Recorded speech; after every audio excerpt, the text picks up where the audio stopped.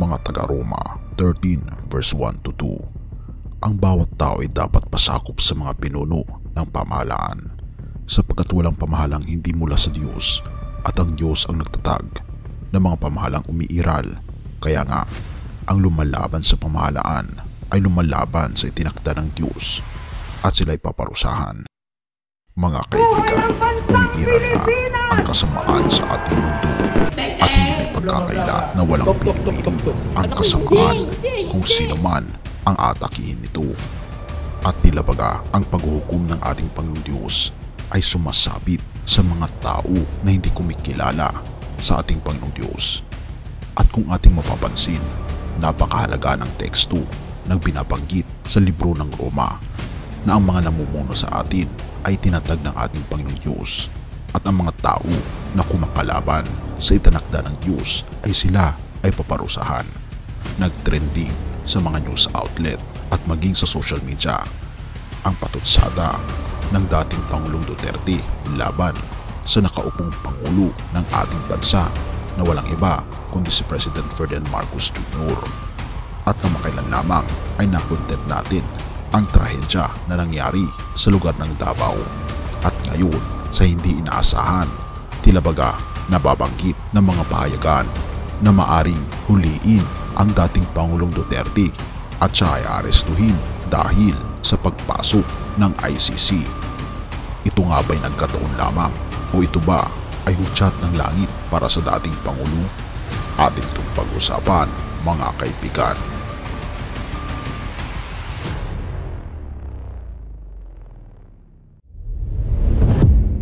Binabanggit ni Atty. Roque na siya ay nagpahayag ng pag-aalala hinggil sa pahayag ni Duterte ukol sa pag-aresto. Ipinaabot ni dating tagapagsalita ng Pangulo na si Harry Roque ang kanyang pag-aalala hinggil sa posibleng pag-aresto daw sa dating Pangulong Rodrigo Duterte ng International Criminal Court sa isang pahayag noong Miyerkules, ikapa sa Manila Times. Sinabi ni Roque na isa rin sa mga abogado ni Duterte na nabanggit niya ito sa isang live stream sa kanyang Facebook page noong Linggo ng gabi na inaasahan ang pag-aresto ng dating pinuno ng pamahalaan ng mga otoridad sa Pilipinas batay sa isang warrant of arrest na inisyu ng ICC. Batay sa impormasyon, inabisuhan ako ng dating Pangulo na maaari siyang arestuhin anumang oras. Hindi natitinag, ipinangako niyang hindi niya hahayaang makuha siya ng buhay ng ICC. Ayon pa ito kay Roque. Dahil 80 years old na siya, ipaglalaban ni Tatay Digong ang lahat ng pagtatangkang ikulong siya at sa paglilitis ng dahig para sa aligadong krimen na nangyari sa teritoryo ng Pilipinas. Isumiti lamang niya ang kanyang sarili sa jurisdiksyon ng ating pambansang mahukuman. Dagdag pa niya, ipinag-angkin ni Roque na nalugi ang lahat ng jurisdiksyon ng ICC sa war on drugs dahil ang taga-usig ay hindi nagkaroon ng preliminary investigation bago maging epektibo ang pag-withdraw ng Pilipinas mula sa Rome Statute. Bukod dito, ang mga tungkuling pangkooperasyon ng umuurong na estado ay limitado sa mga investigasyon at kaso na nagsimula bago maging epektibo ang pag-withdraw ayon sa dalawang hukom ng ICC Appeals Chamber, sabi ni Roque. Sa gayon, walang obligasyon ang administrasyon ni Marcos na makipagtulungan sa anumang proseso na may kaugnayan sa ICC. Ipinagtapat din ni Roque ang kanyang apela sa administrasyon ni Pangulong Ferdinand Marcos Jr. na maglabas ng isang memorandum circular upang ipagbawal ang lahat na ayon siyang nasa ilalim ng ehekutibong sangay mula sa pakipagtulungan sa ICC dahil sa paglabag sa soberanya ng bansa.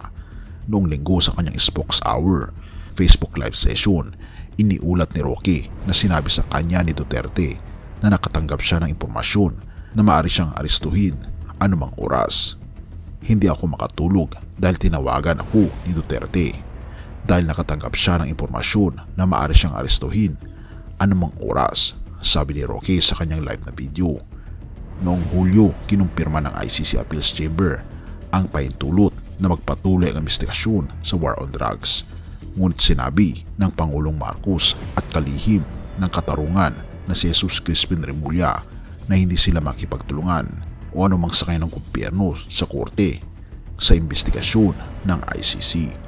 Ngunit kung ating mapapansin, tila baga ang bilis ng pumerang ng hindi pagrespeto ng dating Pangulo sa kasalukuyang Pangulo ng bansa. Ngunit nawa ay magkaroon ng kapayapaan at lumabas nawa ang katotohanan. Ngunit ipanalangin pa rin natin ang dating Pangulo maging ang Pangulo ng ating bansa ngayon na magkaroon ng kapayapaan sa kanilang puso at umiral parati ang kabutihan.